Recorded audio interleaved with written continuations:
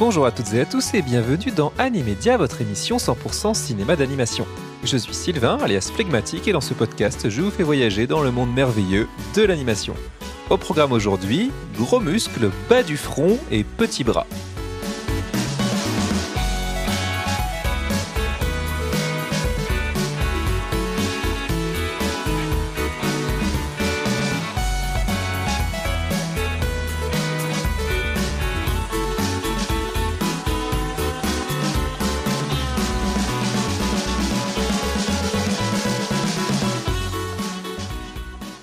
Calimera la famille. Aujourd'hui, on laisse de côté l'actualité pour s'attaquer à un classique Disney qui plus est, un doudou même je pense pour certains de ma génération. On va parler de Hercule, sorti en 1997.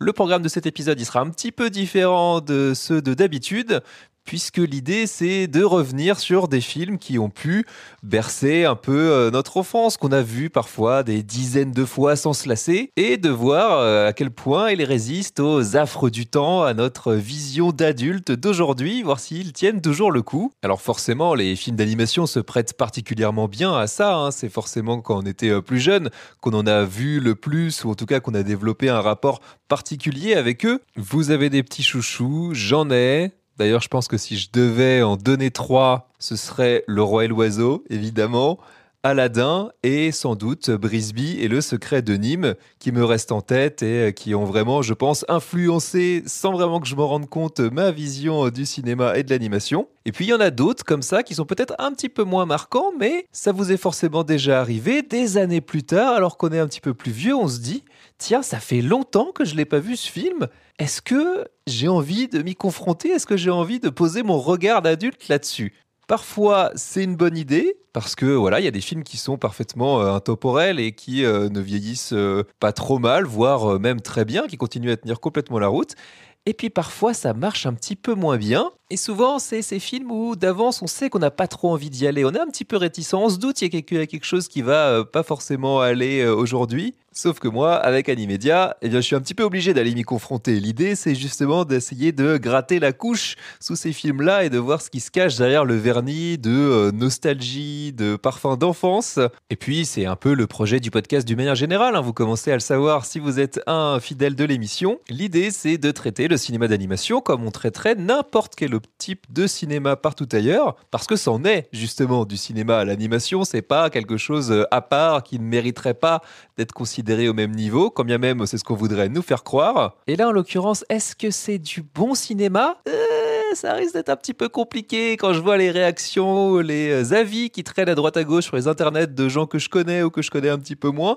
Je sens que je vais pas forcément me faire que des amis. Mais bon, voilà, c'est comme ça, nos avis évoluent. Et en ce qui me concerne, en ce qui concerne Hercule, mon avis, il a pas mal évolué, vous allez voir. Pour ce qui est de la structure, ce sera un petit peu différent, je l'ai dit dans cet épisode-là, par rapport au précédent. Il y aura une longue partie critique, mais qui sera mélangée avec un petit peu de contexte, un petit peu de contexte perso aussi. Et ensuite, on se posera un autre type de question. Est-ce que Hercule reste justement ce classique intemporel qu'on peut voir à tout âge ? Ou alors, est-ce qu'il est bon pour rester moisir dans le coffre à jouets ? On lui décernera quand même, après ça, une note sur 5 pour le replacer dans le grand classement Letterboxd d'Animedia. Et une fois de plus, restez bien jusqu'à la fin de l'épisode puisque j'évoquerai le calendrier des sorties cinéma. Cette fois, on reviendra sur de l'actualité et vous allez voir, l'actualité est justement assez chargée en ce mercredi 12 février. Je préfère prévenir là encore, mais vous vous en doutez sûrement pour un film qui a quand même quasiment 30 ans. Oui, ça ne nous rajeunit pas. Je vais spoiler Hercule, donc si jamais vous ne l'avez pas vu, que vous comptez vous préserver, ou alors,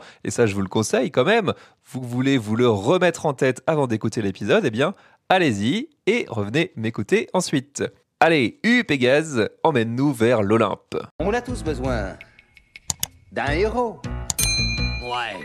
Et qui es-tu ? Il se trouve que je suis un héros. Bientôt dans vos salles. Prends ton épée. Un héros sans son arme est un zéro. Walt Disney Pictures présente Hercule. C'est géant, Hercule dans le vent.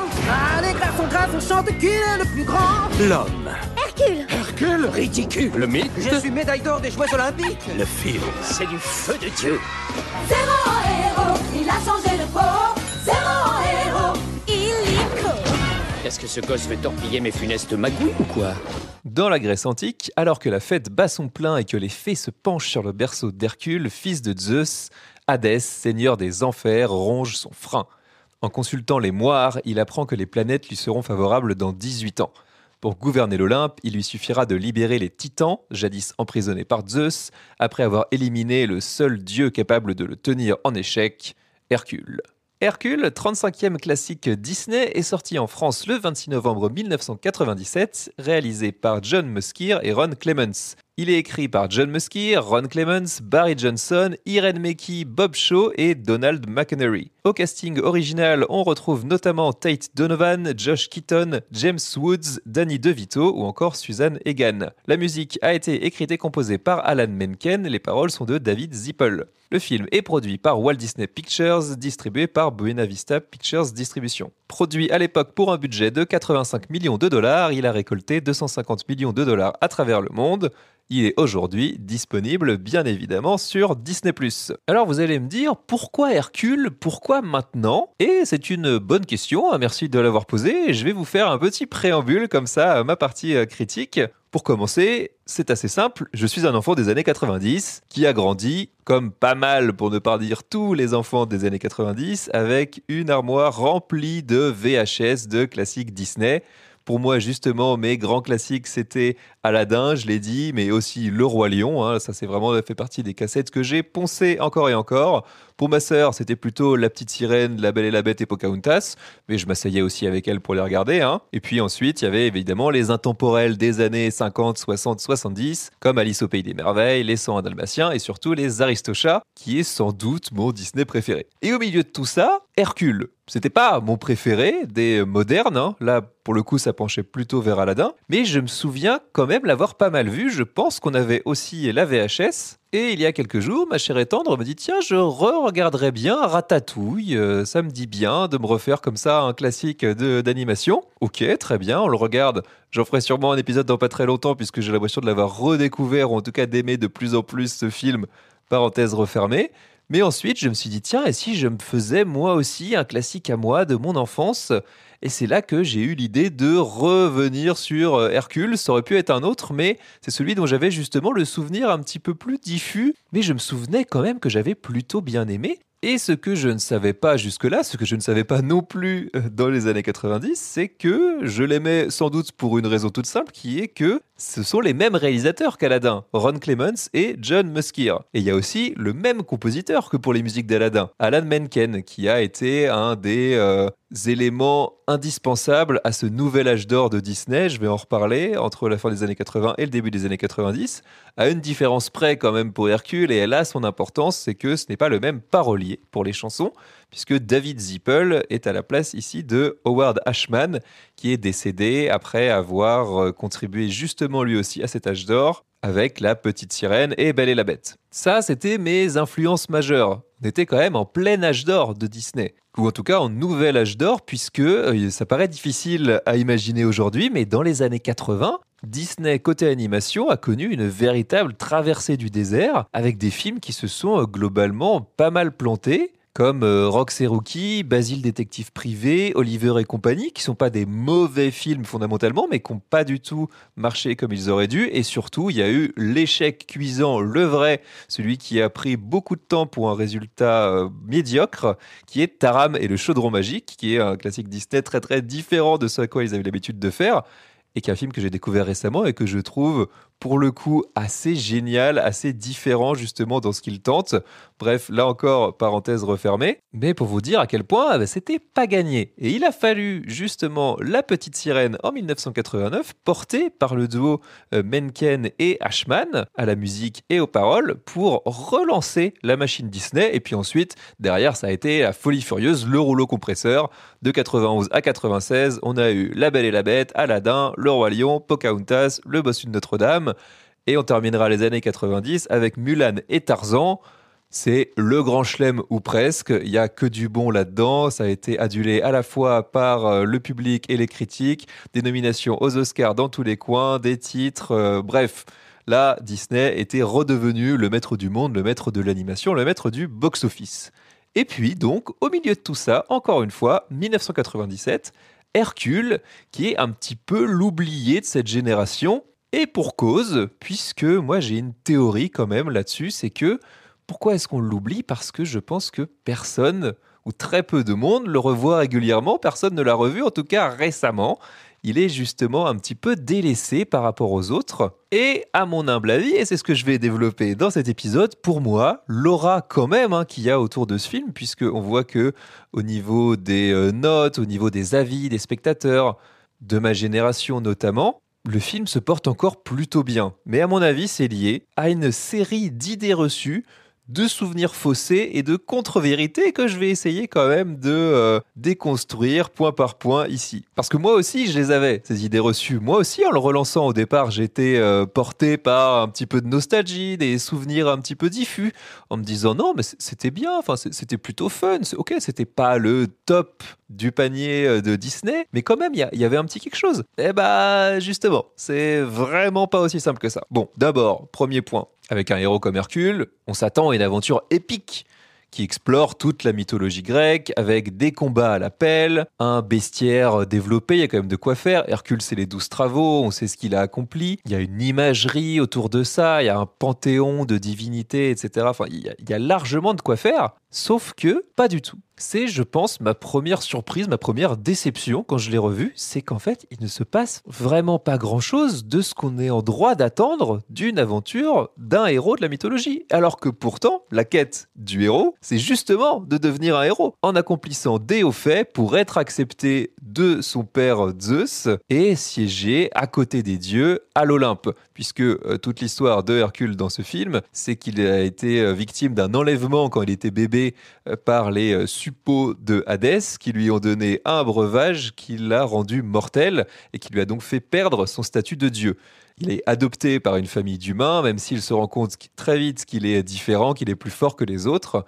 Et finalement, en se rendant au temple de Zeus, il découvre que Zeus est son père, et donc il a envie lui aussi à son tour de redevenir un dieu. En parallèle de ça, on apprend qu'il est celui qui va déjouer le plan de Hadès, justement, puisque lui, il a vu, grâce aux moires qui ont lu son destin, qu'il va pouvoir destituer son frère Zeus en libérant les titans qui ont été emprisonnés. Donc on a ces deux quêtes qui se retrouvent donc liées, puisque Hadès voit aussi que le seul qui l'arrêtera dans 18 ans, ce sera ce fameux Hercule. Et évidemment, lui veut tout faire pour que ça n'arrive pas. Donc on a un parcours du héros traditionnel qui va quitter sa famille pour trouver un mentor, devenir plus fort, enchaîner les péripéties, jusqu'à vaincre le grand méchant à la fin et retrouver sa place. En tout cas, trouver du moins sa place, celle dont il a vraiment envie. C'est plutôt classique, mais on peut s'attendre à de l'épique. Encore une fois, j'y reviens. Sauf que on a le droit à, allez, un combat et demi dans le film. Et encore, franchement, le combat principal, il est complètement raté. Là, j'y reviendrai un petit peu plus tard.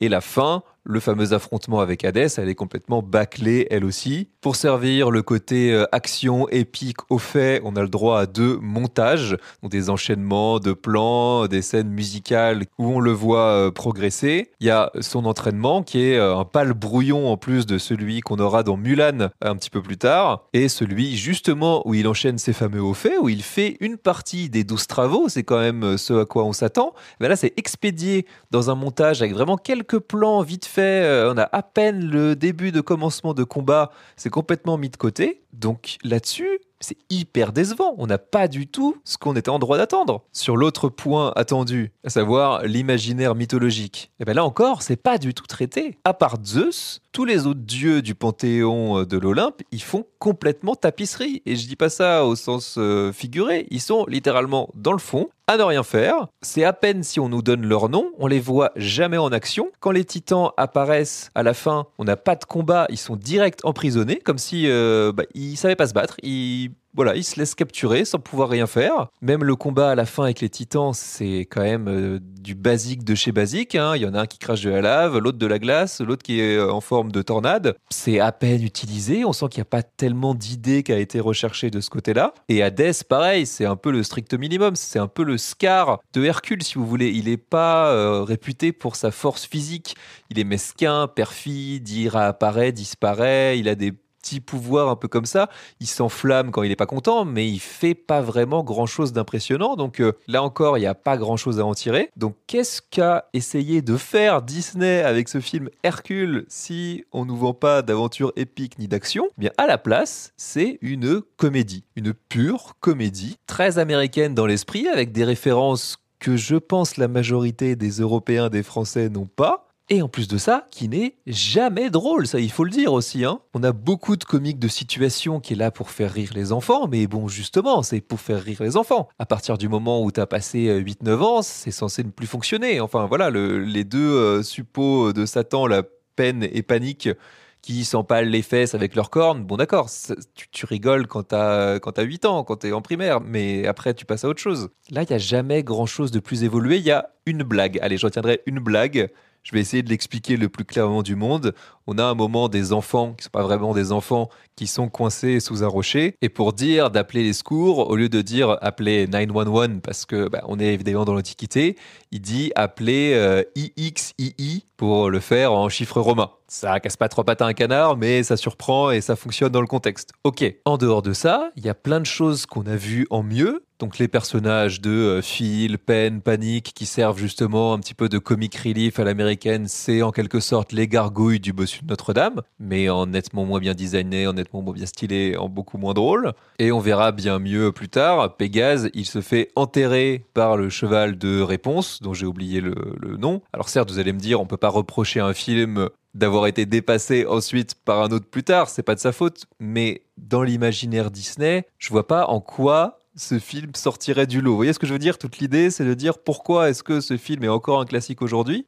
Finalement, tu te rends compte qu'il y a mieux ailleurs, il n'y a pas besoin d'aller chercher bien loin pour le trouver. Et une fois qu'on a dit tout ça, la grande question, c'est pourquoi? Pourquoi prendre le mythe d'Hercule et en faire une comédie? Pourquoi se servir de ce contexte-là pour visiblement faire un autre type de récit complètement? C'est quoi l'idée? Qu'est-ce que tu as à raconter là-dessus? C'est quoi le propos? C'est quoi le projet? Alors, il y a une vague tentative de discours sur la starification, le merchandising, puisque Hercule, à mesure qu'il enchaîne les hauts faits, il se fait aduler par le peuple de Thèbes. On commence à développer des produits dérivés autour de lui, etc. Ça devient une star, on peint son portrait, c'est limite s'il n'y a pas des couvertures de magazines. Enfin, voilà, il y a tout cet aspect-là. Sauf que ça, c'est hyper vite évacué. C'est pas du tout traité, il n'y a pas de payoff par rapport à ça. Ça donne simplement lieu à des petits anachronismes, bon, comme Disney, on a l'habitude, où on a un petit diablotin qui est un serviteur de Hadès,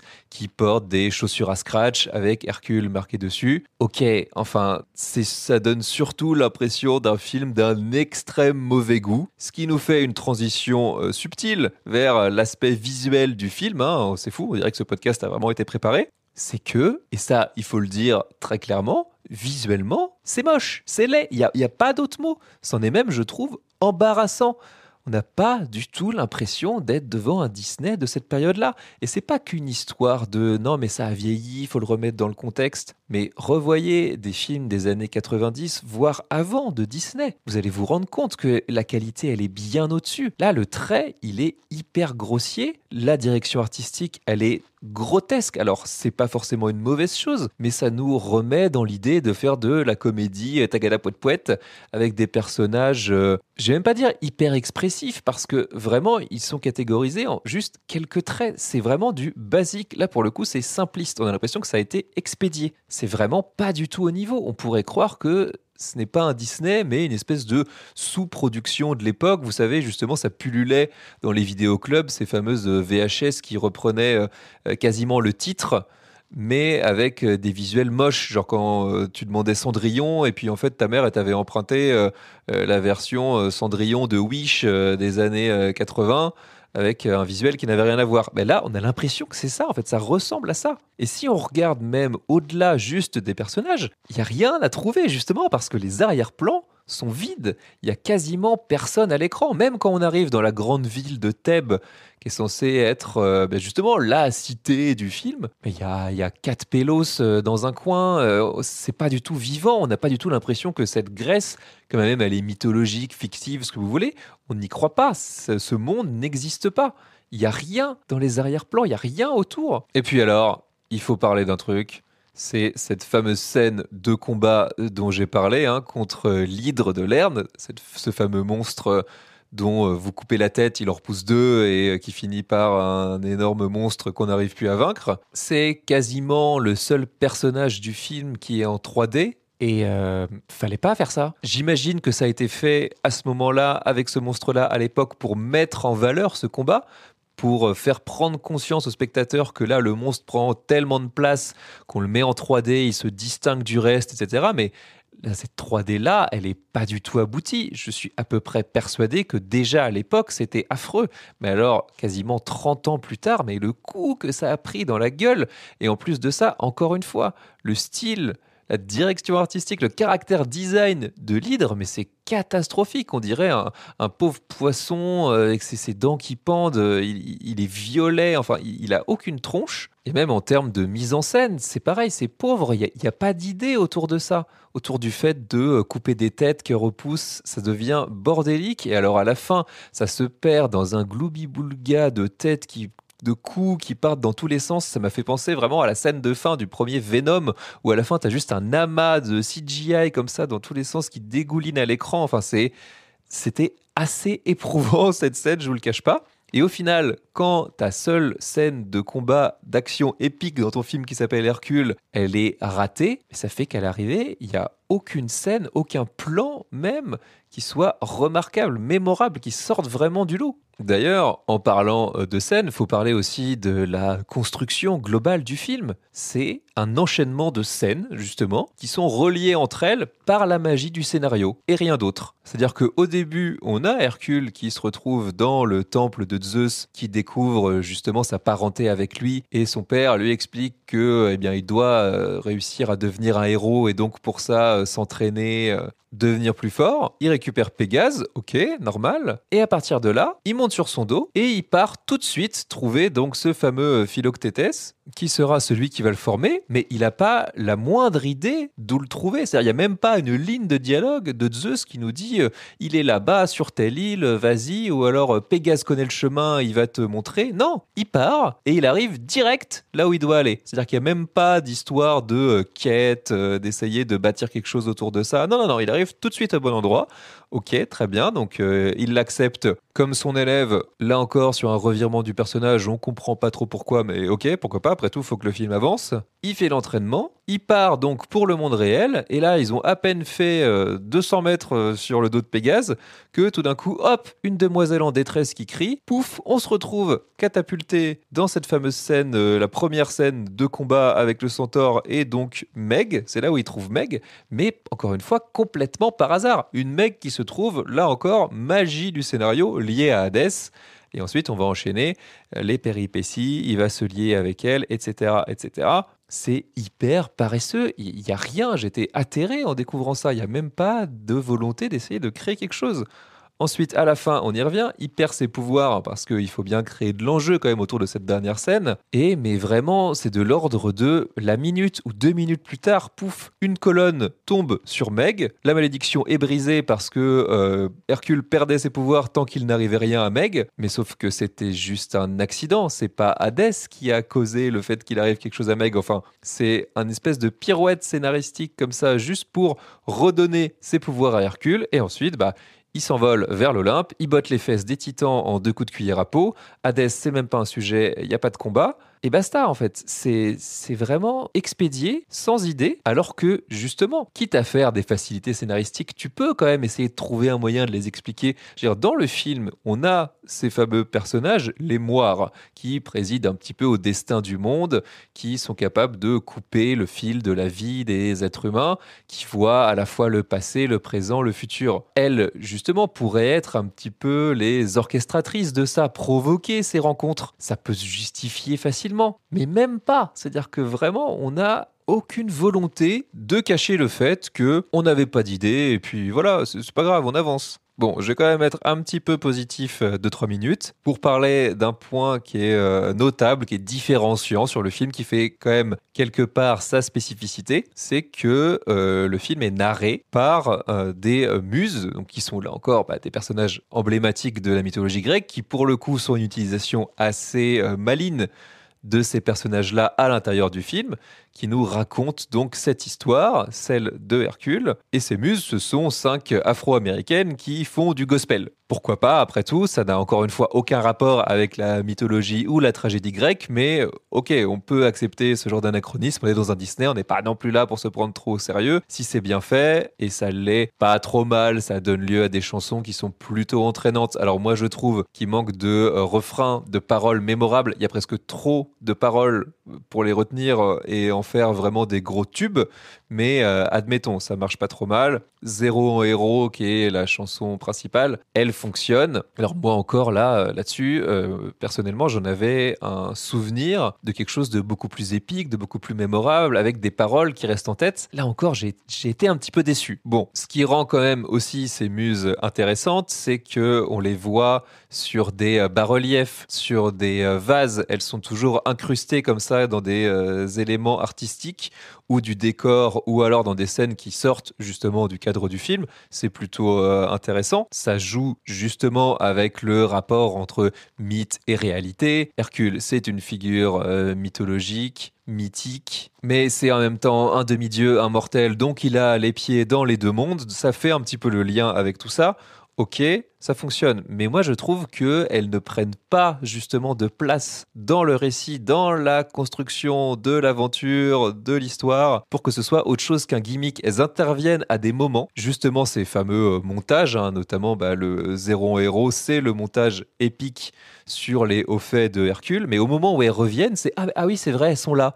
Elles étaient là. C'est elles qui nous ont présenté le film au départ. Donc, même si l'idée est bonne et j'ai envie d'essayer de trouver du positif là-dedans quand même, ça aurait pu être mieux fait, ça aurait pu être mieux traité pour que ça ait plus d'impact. Donc, si on reprend idée reçue numéro 1, c'est une super histoire d'aventure, pas vraiment. Dans la mythologie grecque avec des dieux, etc., pas trop non plus. Les chansons sont hyper prenantes, hyper entraînantes, hyper cool, bof quand même. Et alors, ce que j'entends beaucoup, que je vois repris par des gens, c'est le personnage de Meg, trop cool, trop subversif, vraiment top personnage Disney. Ok, alors allons voir, essayons de creuser un petit peu tout ça. Alors, dans un premier temps, c'est vrai, c'est pas une princesse Disney classique. De la manière dont elle nous est présentée, on voit qu'elle est beaucoup plus mûre que le héros, elle a un cynisme qui est assez inhabituel, elle est aussi beaucoup plus mise en valeur de par ses formes, avec un déhanché, même au niveau du visage, elle a des traits beaucoup plus anguleux qui cherchent moins l'espèce de perfection, de symétrie visuelle, les princesses Disney à gros yeux comme on a eu l'habitude de voir, qu'on verra aussi beaucoup par la suite. Elle a clairement quelque chose de différent, c'est indéniable.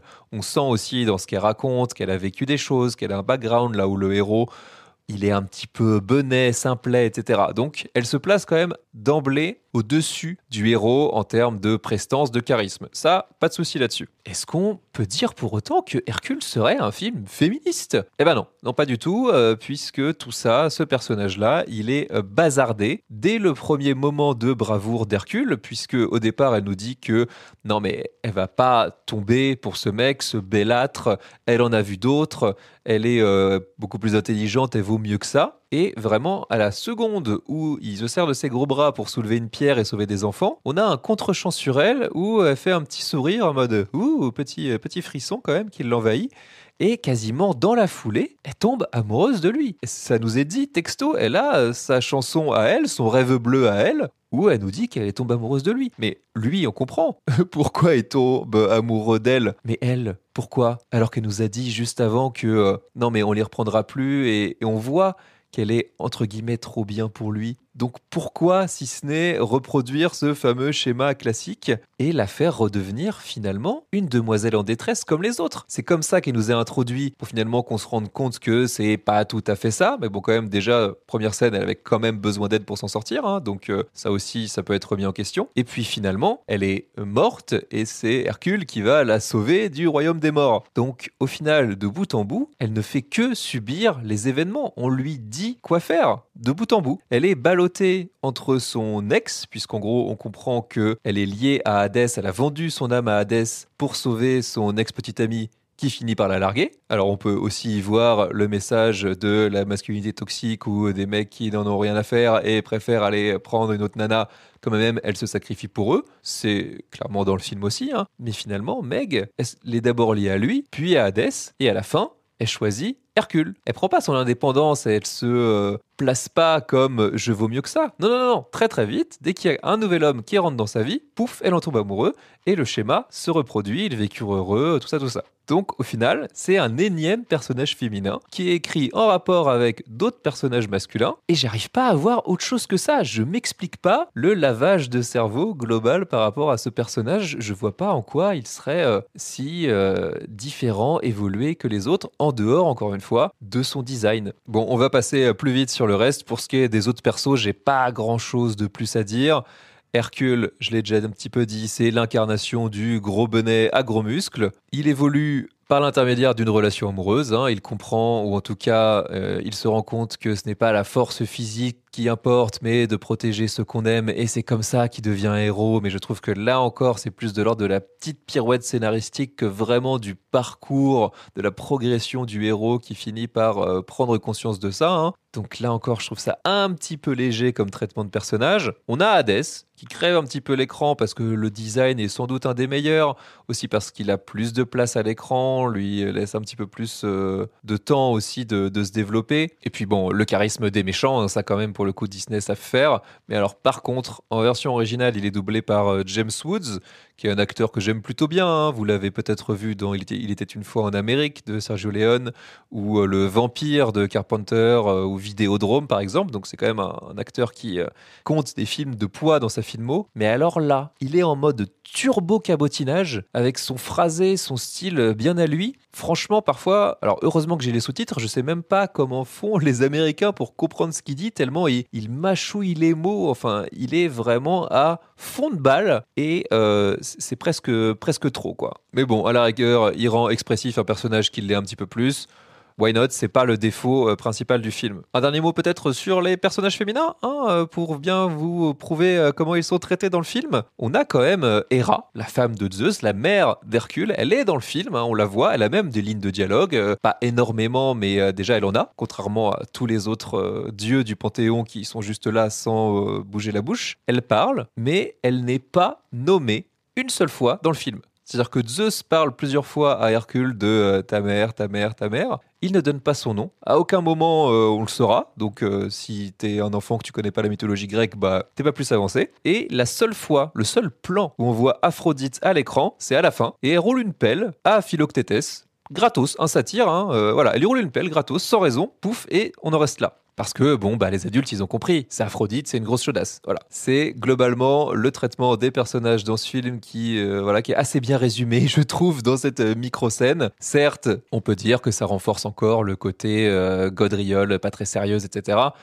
Moi, je trouve ça symptomatique de pas mal de défauts du film. Et je vais m'arrêter là, je vois pas quoi sauver globalement dans Hercule. Je ne sais pas si c'est le pire classique Disney de la création parce que je ne les ai pas tous vus et ce serait peut-être aller un peu loin, mais c'est le pire classique Disney de l'ère moderne, ça y a pas l'ombre d'un doute. Les créateurs de Aladdin et de la Petite Sirène ont imaginé pour vous une pléiade de nouveaux personnages. L'indépendante et pétillante Meg. Êtes-vous une demoiselle en détresse? Je sortirai seule.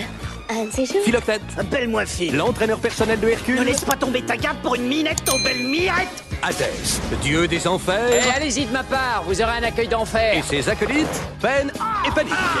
On est vert. Ça va chauffer.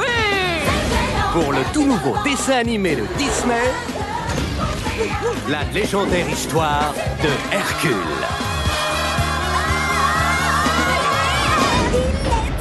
On fait la fête, on danse, on drague, on s'éclate. Elle est pas belle la vie?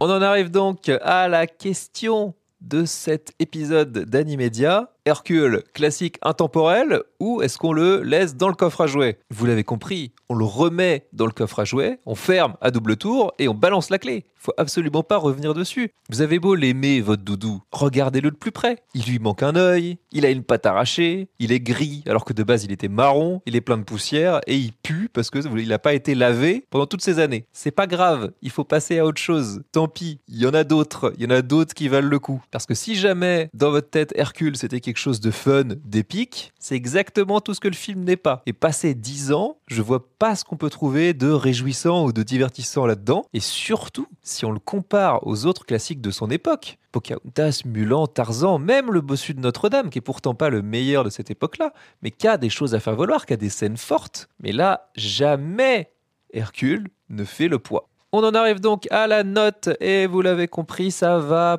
pas aller bien haut. Ça va même frôler les pâquerettes. J'étais à 2 doigts de lui mettre 0,5 et puis quand même, j'ai essayé de me trouver des raisons, des choses un petit peu positives pour grimper à 1 sur 5. On est clairement dans le fond du panier. Alors pour récapituler, en commençant par les points positifs parce que ça va aller assez vite. Allez, les muses, voilà, c'est sans doute les personnages les plus intéressants, ce qui fait quand même la spécificité de l'histoire, de la narration. La chanson Zéro en héros, elle passe pas mal. On s'en souvient quand même malgré tout, même si les paroles restent pas. Et puis, je garderai quand même James Woods qui cabotine. Ça a fait un petit peu plaisir. Il y a un truc quand même un petit peu réjouissant là-dedans. Ça tape un peu sur le système, mais ça passe. C'est dans le ton du film, on va dire. Et pour ce qui est des points négatifs, je pourrais faire une liste à l'après-vert. La direction artistique, qui est quand même de sacrément mauvais goût. Le trait du dessin, qui est beaucoup trop cheap. La 3D, il n'y en a pas beaucoup, mais elle est ratée et elle est datée. Les personnages qui n'ont pas d'épaisseur, le scénario quasiment inexistant. Aucun souffle épique, ça c'est quand même tragique. Quand tu fais un film qui s'appelle Hercule, et un humour aura des pâquerettes à déconseiller à tout enfant de plus de 8 ans. Si on reprend le grand classement Letterboxd d'Animedia, ça place Hercule juste derrière La Reine des Neiges 2. C'était vraiment pas très bien ça, hein. Non. Et pourtant, j'aime plutôt bien le premier. Alors le deuxième, c'est un grand nom. Ça le met au même niveau que Cars 2. Là non plus, fallait pas faire ça. C'était pas la peine. Le 1 passe encore, mais... c'est pareil, au-dessus de 8-10 ans, c'est un peu compliqué. Et ça le met devant rien. Ah si, en fait, si, j'ai trouvé un truc. C'est Playtime, qui est le tout dernier épisode de Secret Level, dont je vous avais parlé dans mon flop 5 de 2024. Pourquoi est-ce que je lui avais mis 0,5 ? Parce que c'est juste une pub géante pour PlayStation et que ça n'avait rien à faire là. Voilà, c'est vous dire quand même, Hercule ne devance que ça. Alors voilà, j'ai déversé ma bile, mais je vous jure que j'étais de bonne foi en revoyant ce film que j'avais pas vu depuis des années et des années. J'étais pas parti forcément pour le bâcher. Moi, de base, je voulais me faire un petit plaisir nostalgique. Mais si jamais vous l'avez revu récemment et que vous l'avez aimé comme au premier jour, n'hésitez pas à venir me le dire. Peut-être que c'est moi qui ai perdu mon âme d'enfant, qui sais-je. Mais vraiment, je suis curieux de vos avis et je reste toujours prêt à la discussion. En conclusion de cet épisode, avant de se quitter tout à fait, je voulais faire un point sur les sorties de ce mercredi 12 février et pour cause. C'est une grosse semaine pour le cinéma d'animation, c'est assez fou même. On avait déjà eu un mois de janvier très chargé, mais alors là, en ce 12 février, on a pas moins de 4 sorties en salle en même temps. On commence avec Daffy et Porky sauvent le monde, qui est un film Looney Tunes qui débarque au cinéma. C'est déjà suffisamment rare pour le souligner. D'autant que le film de base était destiné à sortir sur Max et finalement Warner Bros a revendu les droits de distribution, ce qui fait qu'il arrive finalement en salle chez nous. Qu'est-ce que ça raconte ? Eh bien, on y retrouve Daffy et Porky complètement fauchés et qui doivent réparer le toit de leur maison sous peine de se faire expulser de là où ils habitent et qui se font embaucher dans une usine de chewing-gum où ils vont faire face à un plan d'invasion extraterrestre. Alors c'est un film qui est un peu bipolaire, qui multiplie les registres de comics. Ça, à la rigueur, c'est plutôt courant chez les Looney Tunes, mais je trouve qu'il y a une vraie distinction entre le début du film, qui est presque plus destiné aux enfants, très slapstick, et la fin, qui est beaucoup plus postmoderne, avec des clins d'œil, des références. On sent qu'on s'adresse à un public différent, donc c'est un peu compliqué, on danse un peu sur une jambe. Je le réserverais plutôt aux post-ados vingtenaires qui sont capables de jongler entre ces différents registres-là et de comprendre globalement ce qui se passe, parce que bon, ça va à 1000 à l'heure, vous vous en doutez, il y a 3 gags à la seconde. Et évidemment aux fans des Looney Tunes, si ces personnes-là existent encore, parce que là, pour le coup, tout ce qu'on peut attendre d'un épisode des Looney Tunes, d'un long épisode, s'y retrouve. L'animation 2D traditionnelle, je l'ai dit, les gags, il y a même des nouveaux personnages, etc. Donc ça fonctionne, mais ne vous attendez pas non plus à tomber de votre chaise, si le film a eu une distribution chaotique et que globalement le marketing est quasi inexistant, c'est très facile d'avoir loupé cette sortie, c'est pas pour rien non plus. On enchaîne avec La vie en gros, un film en stop motion qui a été produit entre la République tchèque, la Slovaquie et la France. Ça raconte l'histoire de Ben, 12 ans, qui découvre à la rentrée que son poids devient un problème pour lui, sa famille, comme ses camarades de classe. Tiraillé entre son amour pour la cuisine, la bonne bouffe et sa camarade de classe Claire, il décide quand même de commencer un régime.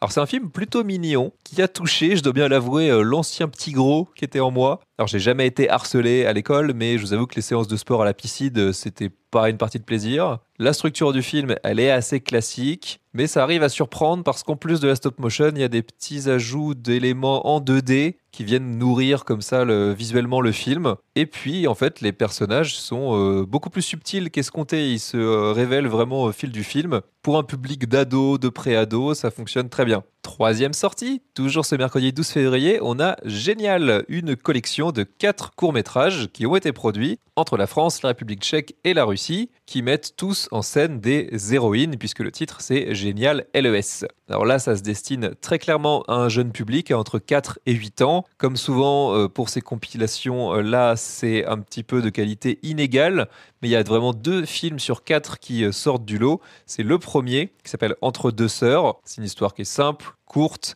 mais très très touchante avec un super style graphique, et celui de la fin, qui est même carrément celui de la deuxième moitié, puisqu'il prend 26 minutes sur les 52 que dure le film, qui s'appelle Lola et le piano à bruit. Là encore, c'est de la stop motion, mais avec des marionnettes, et il y a un super discours inclusif, très très touchant, avec une très jolie fin, qui justifie, je pense, à lui seul le déplacement en salle, en famille, bien entendu. Et enfin, on termine avec Hola Frida. Celui-là, je ne l'ai pas vu, donc je ne pourrais pas vous en parler en détail, vous donner mon avis. Qu'est-ce que ça raconte? C'est une plongée dans l'enfance de la célèbre peintre mexicaine Frida Kahlo, qui est une libre adaptation des livres jeunesse écrits par Sophie Fauché et illustrés par Cara Carmina. De ce que j'en ai vu dans la courte bande-annonce et les visuels, ça ressemble à une exploration très très pétillante et colorée de l'imaginaire de Frida Kahlo, mais à hauteur d'enfant et avec la voix de Olivia Ruiz qui double Frida Kahlo adulte, avec notamment quelques chansons. Ça a l'air très très beau, très très mignon, j'ai hâte de découvrir ça. Vous avez de la place pour un 5e? Allez, il y en a un peu plus, je vous le mets quand même, puisque le 11 février, donc mardi de cette semaine, est sorti cette fois sur Netflix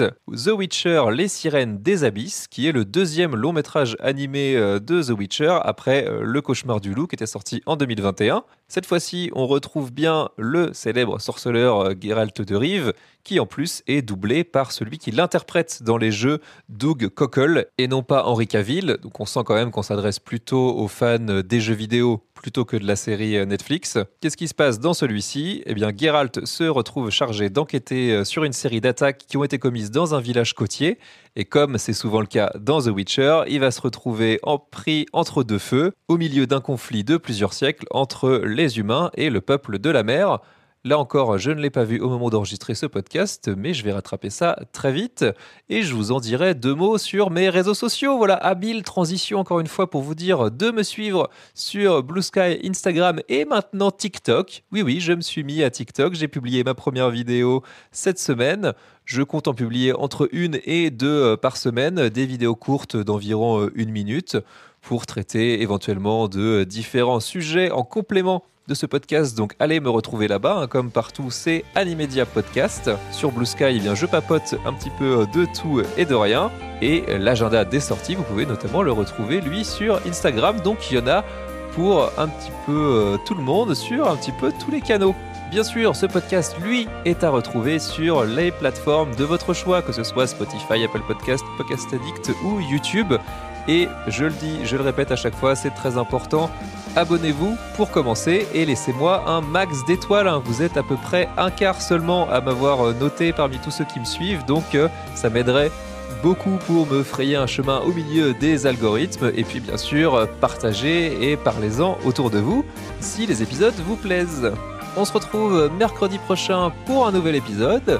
D'ici là, portez-vous bien. Ciao!